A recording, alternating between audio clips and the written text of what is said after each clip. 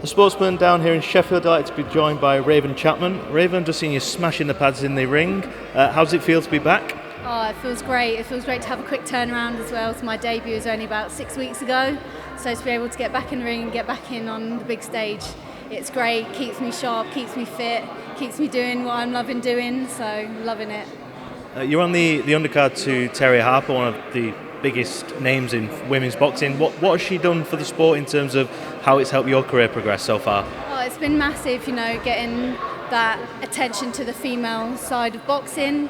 Terry's one of my teammates. I'm under the Steffi Ball team, so I, as an amateur, I was down sparring Terry, and I've been there, so I understood what it's like to be in a pro camp, and that's really helped me massively in terms of my game as well. Just being able to get that wealth of experience from people like Terry and Steffi, which money can't buy.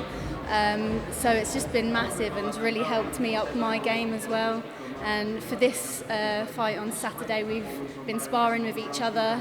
We've sparred hundreds of rounds in the last couple of years, so I know I've come on a lot, and I'm excited to see how both our fights go on Saturday night. Just on Terry, before I move on to your fight, she sustained a hand injury nearly a year ago. How has she recovered from that, and how has she been inspiring with yourself?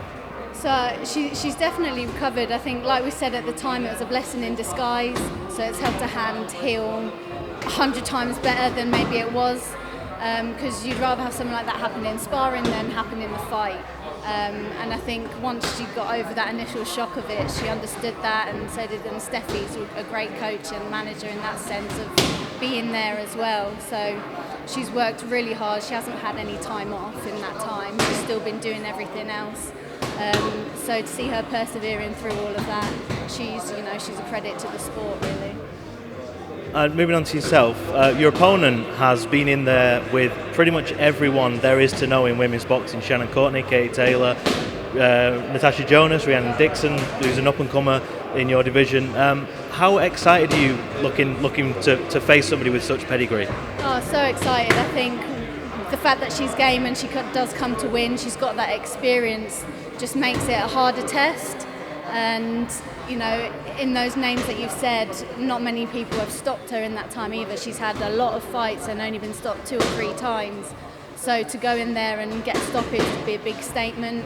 And we're fighting up a couple weight divisions from what I'd normally fight at. So to get a stoppage would be a big statement in that sense as well.